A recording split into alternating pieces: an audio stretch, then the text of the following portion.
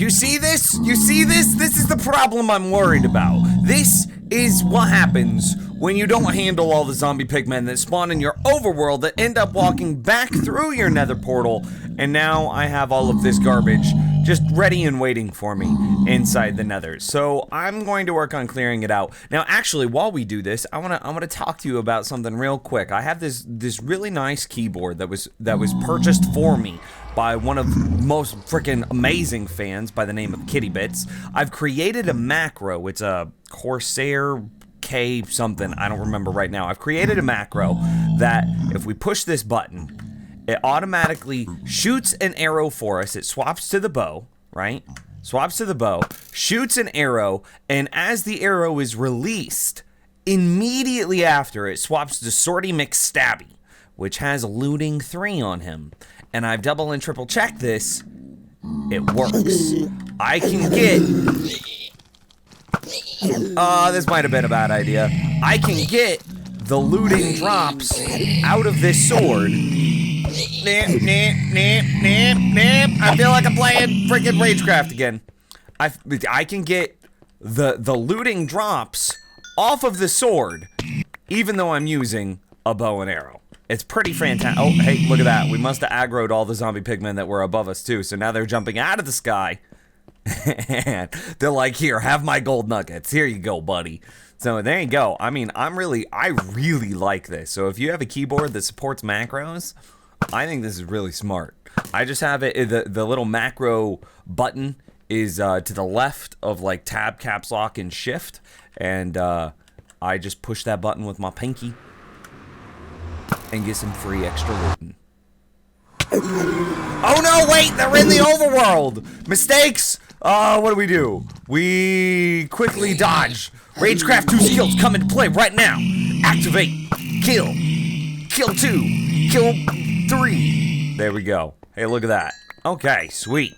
And just really fast, since one of them dropped a golden sword, I don't think we've ever shown this on camera. As of 1.11.2, I think, is when this came out, you can now smelt tools, iron, and golden tools to get nuggets out of them. And so you can use that, it's especially great in Skyblock to be able to get more gold.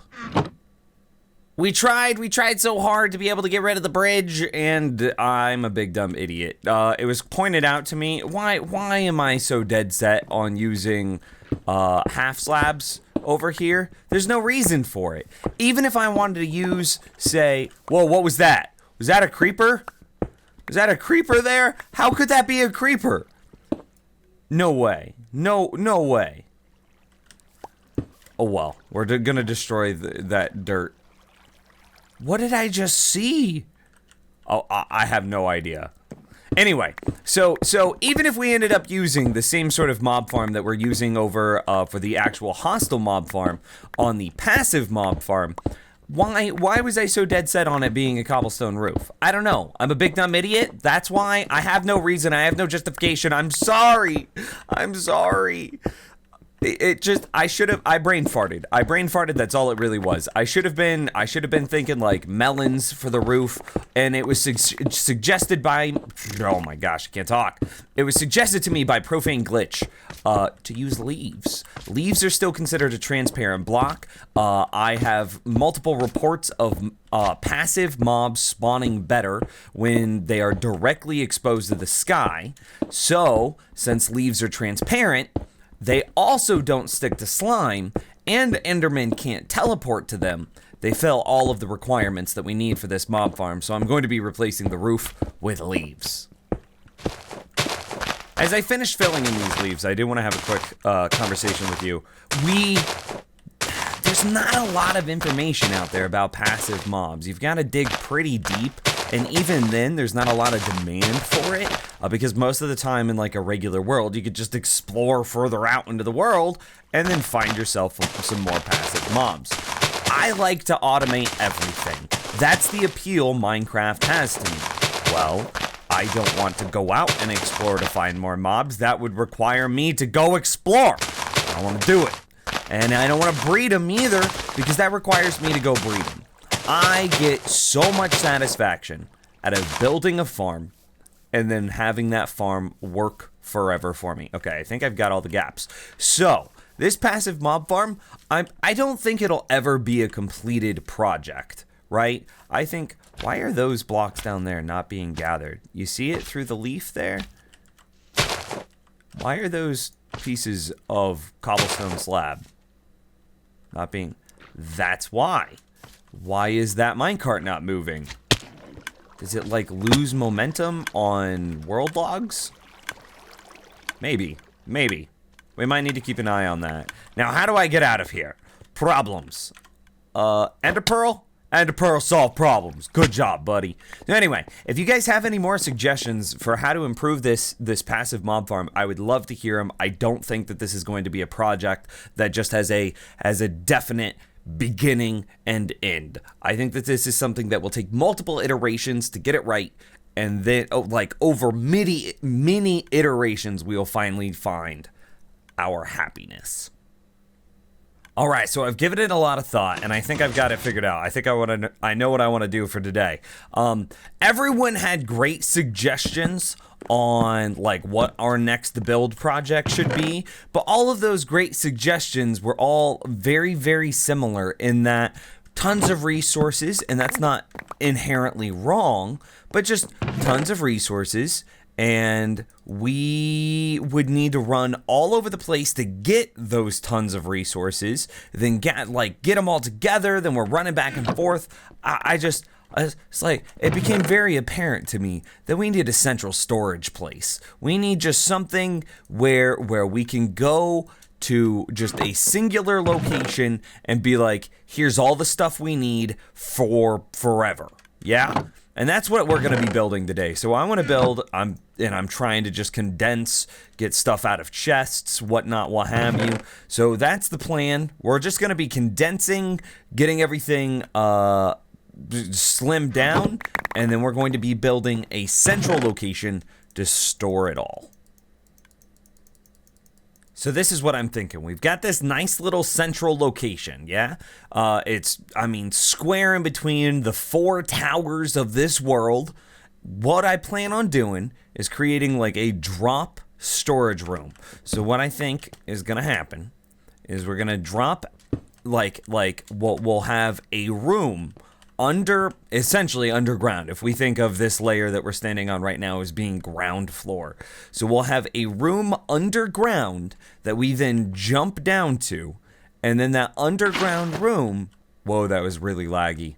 And then that underground room will have a slime platform that we can then like push a button and it'll spring us back up to this regular ground level. So obviously the first step to working on this underground room is we need to create a platform in which to build on. So I've got a screenshot on my second monitor here of like a rough prototype. So that's ground level. So that's 1, 2, 3, 4. So then this would be the ground layer of the room. Something like right here. So we'll put a block there to represent that ground floor. And like I said, oh, well, that's kind of a problem if we're losing slimes out the edge. So then so this is ground floor. That means the slime would go here. That means piston sits here. And that means the redstone that the piston sits on is there. Hopefully I did that right. That's what we're going. That's what I'm going to stick with. I'm going to go ahead and maybe try not to drown. And I'm going to continue to work on this platform now. Okay, so I think I'm ready for like a little prototype display. So if let me just get rid of some of this here. So if we have a sticky piston, and this should be the final sticky piston location. So if we have the sticky piston there, we're just going to destroy a bunch of this stuff. We have the sticky piston there. Then we would go something like, okay, so it needs furnaces here, there, and there, which means I need to get some more redstone, or more blocks out for redstone, rather, on these sides. Something like this. Yeah, okay, cool. Then I'm going to put some redstone torches, or excuse me, regular torches there. And then, oh, I didn't bring any redstone with me. Gosh darn dang it. Please don't get me killed. Okay. Let's just run over to the mob farm real quick. Grab some redstone. Okay, got redstone. Going back. Now, here's the idea. Is we place redstone here on all of these little outcroppings. Then with all of our slime blocks, we do something like this. Yeah, looking good so far. I didn't bring the other block I needed. Oh, my brain is so scattered. In case you were wondering, obsidian was the other block I needed. So then we place some obsidian all around this edge here. And maybe I should widen these just in case we ever decide that we want to get this obsidian back. Can't place.